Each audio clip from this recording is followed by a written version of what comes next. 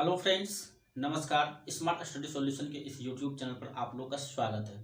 आज हम इस वीडियो में बात करने वाले हैं कि बिहार पॉलिटेक्निक एंट्रेंस एग्जाम 2024 के बारे में, यानी जो प्रवेश परीक्षा आपका होने वाला है, फॉर्म डेट आने वाला है, तो उसी के रिगार्डिंग हम बात करने वाले हैं। आप लोगों से आपको जानकारी देने वाले हैं कि किस प्रकार से आपको फॉर्म फिलअप करना है और कब तक फॉर्म आ सकता है, एलिजिबिलिटी क्राइटेरिया क्या हो सकती है, क्वालिफिकेशन क्या हो सकता है, कौन कौन से बच्चे इसमें आवेदन कर सकते हैं। तो सभी की जानकारी आपको फुल डिटेल्स में मिलने वाला है। ठीक है, तो आपको सारी जानकारी मिलेगी। ठीक है, कौन कौन से, जैसे जो भी इसमें आते हैं, ठीक है, जो भी बच्चे एलिजिबल हैं, यानी जो भी बच्चे इच्छुक हैं कि हमको पॉलिटेक्निक करना है, पॉलिटेक्निक क्या होता है, पॉलिटेक्निक करने से क्या होता है, वो सारी जानकारी आपको मिलेगी।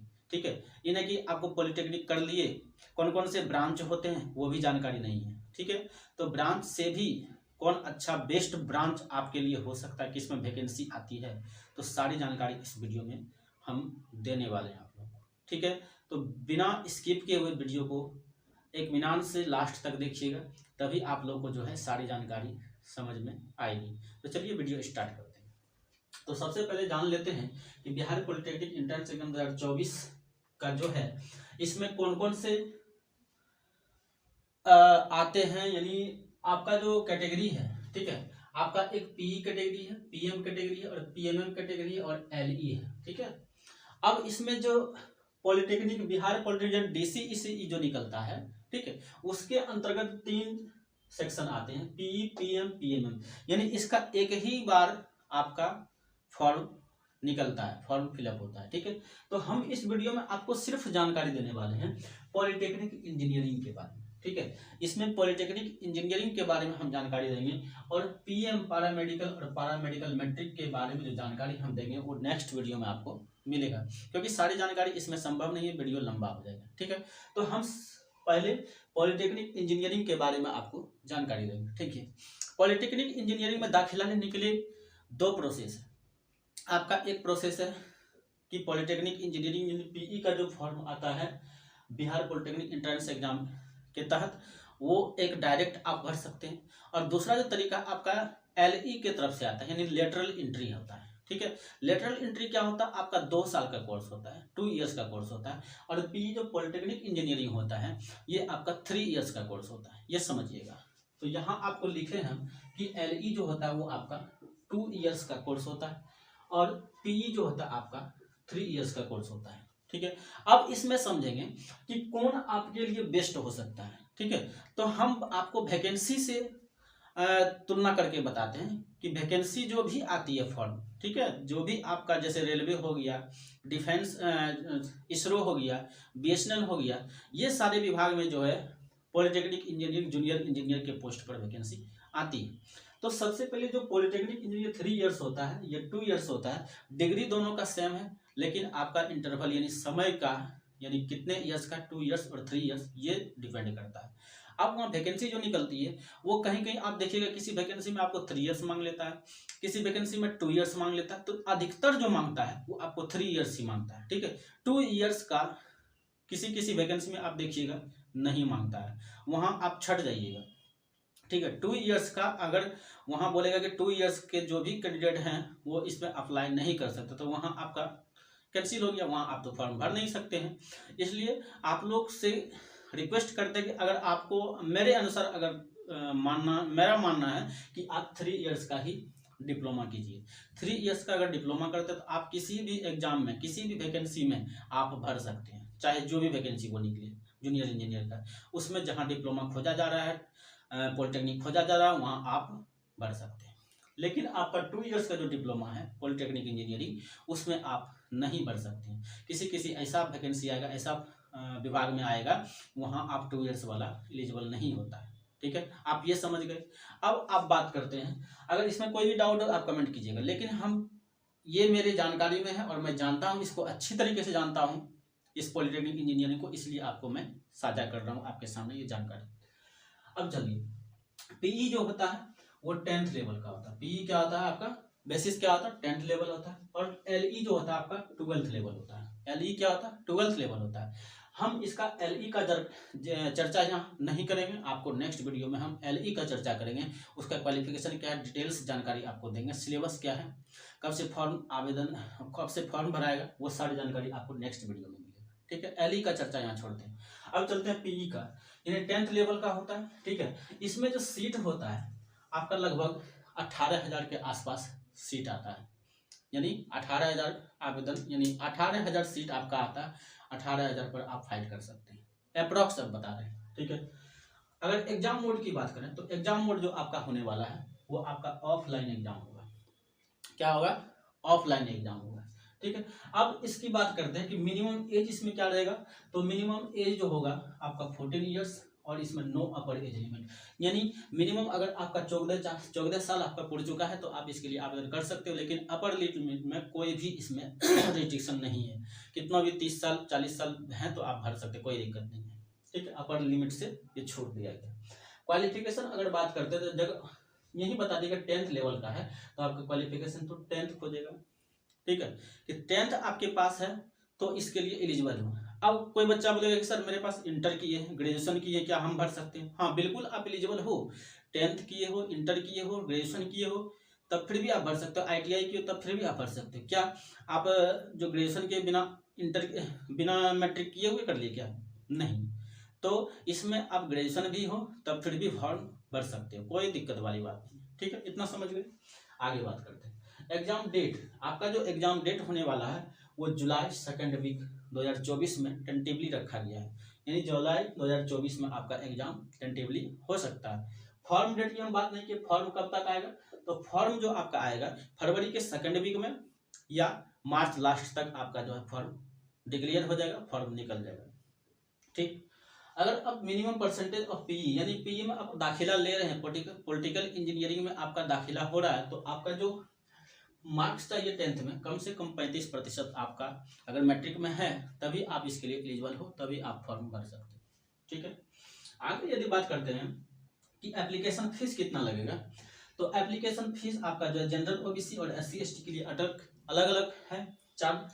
अगर आप एक कोर्स में एडमिशन लेते हैं, एक कोर्स में आप अगर फॉर्म भरते हैं तो आपको 750 रुपये जनरल ओबीसी का, 480 रुपये आपका SC ST का लगेगा। एक कोर्स करने का मतलब आप सिर्फ पीई भर रहे हो, ठीक है, या पीएम भर रहे हो या पीएमएम भर रहे हो, तो आपको क्या लगेगा 750 लगेगा और 480 रुपये SC ST का लगेगा। ठीक, अगर दो कोर्स का बात कर रहे हैं, अगर आप किसी दो कोर्स को भर रहे हैं एक साथ भी भर सकते हैं। ठीक है, दोनों में एग्जाम दे सकते हैं, तीनों में एग्जाम दे सकते हैं, लेकिन आपका जिसमें इच्छा जाने का है, अगर पॉलिटेक्निक इंजीनियरिंग करना चाहते हैं या पॉलिटेक्निक पैरामेडिकल करना चाहते हैं तब फिर भी आप जा सकते हो। ठीक, तो अगर दो कोर्स करना चाहते हो तो दो कोर्स जो है आपका 850 जनरल ओबीसी का और SC ST का आपका 530 लगेगा। अगर वहीं 3 कोर्स की बात करते हैं तो 3 कोर्स में जनरल ओबीसी के लिए 950 और SC ST के लिए 630 आपका लगेगा।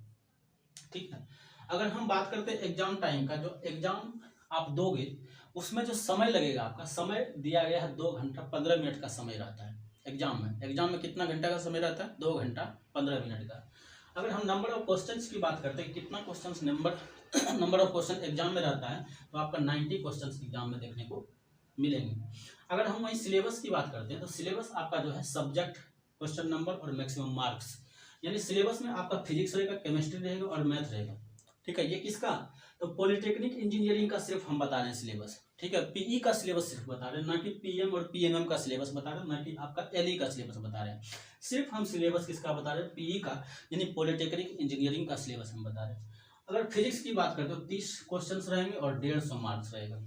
ठीक, अगर केमिस्ट्री की बात करें तो केमिस्ट्री में आपको 30 क्वेश्चन रहेंगे और 150 मार्क्स का रहेगा। अगर वहीं मैथ की बात करते हैं तो 30 क्वेश्चन रहेंगे और 150 मार्क्स का रहेगा। ठीक, तो टोटल 90 क्वेश्चन हो और 450 मार्क्स हुआ, यानी 90 क्वेश्चन देखने को मिलेंगे, 2 घंटा 15 मिनट समय रहेगा और फुल मार्क्स आपका 450 रहेगा। इसमें नेगेटिव मार्किंग बिल्कुल भी नहीं है, आपको डरना नहीं है कि हाँ मेरा नेगेटिव हो गया कट जाएगा नंबर, क्या नहीं, इसमें आपको नेगेटिव से घबराना ही नहीं है, इसमें नेगेटिव आपका है ही नहीं। ठीक है, इतना समझ लीजिएगा आप, यानी आपका विथ नो नेगेटिव मार्किंग को छोड़ के नेगेटिव मार्किंग आपका बिल्कुल नहीं है। आप एग्जाम दीजिए और इस चैनल से जुड़े रहिए ताकि इसकी आपका एडमिशन तक, ठीक है, कॉलेज अलॉटमेंट तक, एडमिशन तक सारी जानकारी आपको मिलेगी। अब देखिए सबसे पहले होता है कि आप जैसे ही एग्जाम देंगे तो आपका रिजल्ट डिक्लेयर होगा, कितने बच्चे का इसमें सिलेक्शन हुआ सारे आपको रिजल्ट मिलेगा। सिलेक्शन होने के बाद आपका क्या होगा, काउंसलिंग में भेजा जाएगा। काउंसलिंग में उतने ही लड़के जाएंगे जितना कि आपका वहाँ कॉलेज में सीट होंगी, जितना कॉलेज में सीट है उतना ही काउंसलिंग का लिया जाएगा, उतना ही बच्चे का काउंसलिंग कराया जाएगा। बाद में सेकंड काउंसलिंग, थर्ड काउंसलिंग इस तरह करके आता है, ठीक है, first counselling, second counselling, third counselling, क्योंकि बच्चे अगर नहीं पूछ पाते हैं तो फिर सेकंड काउंसलिंग निकालता है, फिर थर्ड काउंसलिंग निकालता है।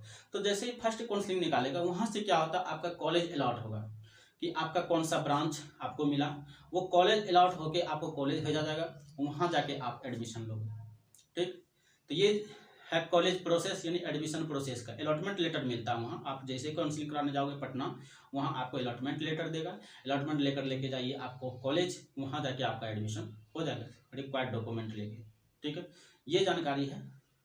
आप इस चैनल से जुड़िएगा तो आपको सारी जानकारी, जब तक कि एडमिशन नहीं हो जाएगा तब तक हम जानकारी आपको देते रहें। अब बात करते हैं ब्रांच का, कि ब्रांच कौन कौन सा होता है।